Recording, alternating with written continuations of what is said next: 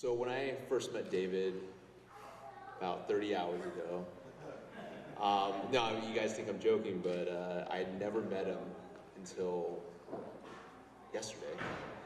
And when I would tell my friends at school or at work, I'm like, my sister's engaged, I'm going to their wedding, I'm going to be a groomsman. But I had never met David. They were all a little shocked. They would always ask me, well, how long have they been dating? And when I told them, they would all be like, yeah, you're a horrible human being. But, for whatever reason, we would try to go home and, David wouldn't be there, or David would try to come and I wouldn't be around. So, eventually, it got to this point. But, I think, I thought about it, and the more I thought about it, I kind of came to the conclusion that I knew my sister was happy and that was all that mattered. And David was the person that made her happy. And so I trusted her, I trusted David, that this would be perfect. And I don't think I needed to meet him beforehand. I knew that this would work out. So I'm really happy for you guys. Hope you guys take care of each other, love each other, for the rest of your lives. I'm really happy for you guys. Welcome to the family, David. Cheers.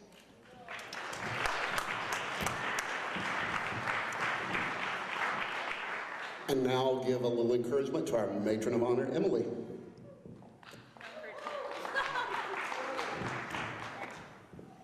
Good evening, everyone.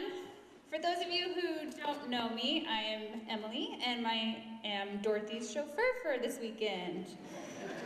Just kidding, just sometimes. All right, guys, so I am one of Dorothy's best friends. I've actually known her since the 4th grade. Yes, that's about almost 20 years ago, so I now feel old, thank you. When Dorothy talks to everyone, she always tells them that she met me on a Foursquare court, so that's usually the first thing she goes to. And while that is true, I will say that my memory is awful, and I don't have a good picture of that time as she did. So I want to start by telling you guys a little bit about what I do remember. So most of my fondest memories take place during middle school, where during lunchtime we used to walk to her home and eat ramen noodles and watch either Blue's Clues or SpongeBob. Now, I'd like to say that was because that's the only thing that was on TV, but we all know that's not true. So, there were also the several nights that we used to buy all the Bop magazines to make sure that we secured every Hanson photograph there possibly ever was for her ever-growing collection, Bop. If you guys don't know Hanson, remember the song Bop? Kind of, sort of. I'm sure she's got it somewhere on the soundtrack. Or at the time, we snuck into her brother's room to see what we could find in there. But if you all know anything about Osmond, you can quickly picture that when I say we walked basically into Fort Knox, so Osmond, no worries, we never found anything in there. You're safe. In high school, we only had one short year together before she moved, but in that year we went to our very first formal dance together, where I had asked the boy of my dreams to go to the winter dance with me. He did say yes, but too bad, of course, a couple weeks ago, I found out he was gay. Darn it. So luckily, when college rolled around, Dorothy again came back, and we were able to reunite and attend Ohio State University our first year. The Ohio State University, for those of you who know. My dad had actually pulled some wonderful strings for us and got us as freshmen, our very own room together in a fortress where no boy could ever find us. And it made the other room of the 4 freshmen that was beside us, stuffed in the same size room, very suspicious of how we got in there. So, thank you, Dad. While that year was full of everything imaginable, from long hours of studying to long hours of conversation, where why basically boys perplexed the ever-living daylights out of us. Unfortunately, that year had some major events, including, unfortunately, my mom passing away from cancer that she no longer could fight. So my mom, this is the hard part, my mom loved Dorothy so much, and I know that while she could not be here today, I definitely saw her in other ways today, and I know that I talked to her a couple days earlier and said, when I got here on Thursday, it was really gloomy, and the past couple days have been gloomy, so I said, okay, Mom, you better do something up there, because we need to have a beautiful day for Dorothy, so I'm so glad that today was gorgeous for you. And while I continued at Ohio State, Dorothy ended up finding her own life and taking it to East Carolina, And although we were very far apart away, we still did what best friends do for life and stay in contact. So I always wondered what this day would be like for Dorothy and couldn't wait until it happened, and more importantly, to be a part of it. So Dorothy is a wonderful and brilliant individual who continues to push herself constantly, which we all can see because she just won't leave school already. David, you are so both lucky to have found one another. You will do great things for one another, and you are definitely soulmates. I want to end by giving David a little bit of advice. Whenever Dorothy says she's right, just please go with it. When she realizes that she wasn't, she'll always come back and admit that. And I taught her that. So you're welcome. To the happy couple, everyone, I'm so glad to be a part of this journey today. Please raise your glasses and let's salute. Thank you.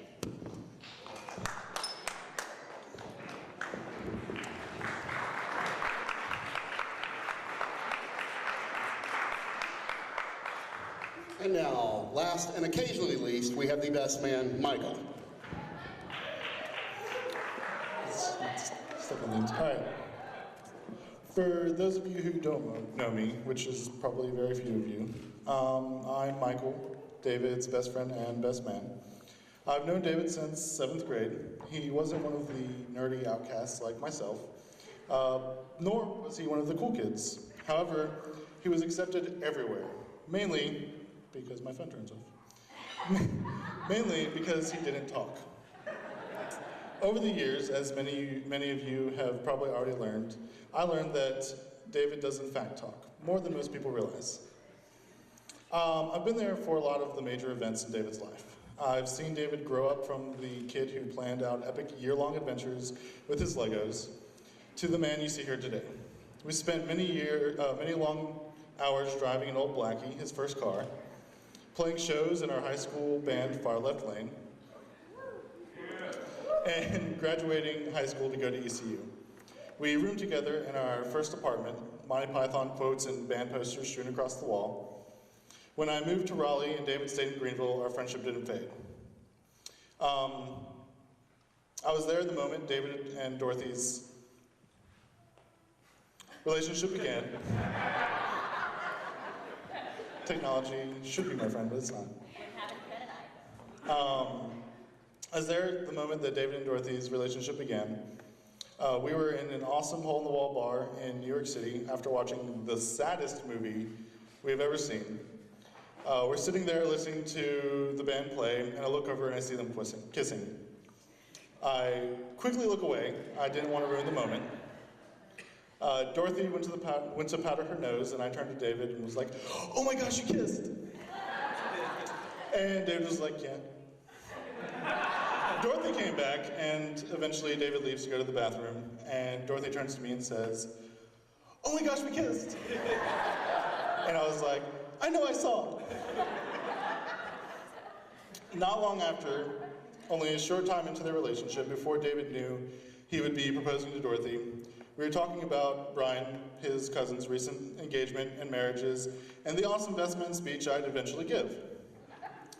When it occurred to me that I had always just assumed I'd be David's best man.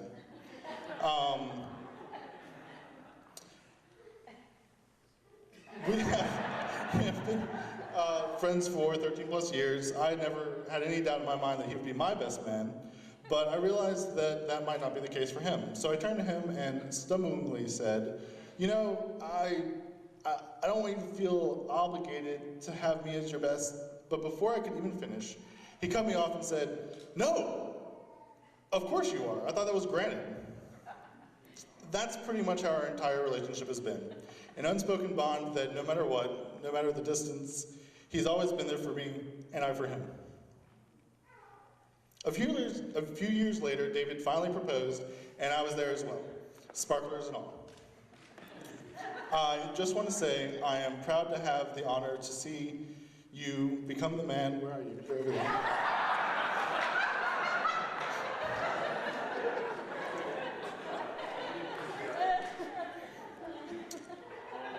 Become the man you are. So, Dorothy, if you don't already know this, I want you to know that even when it may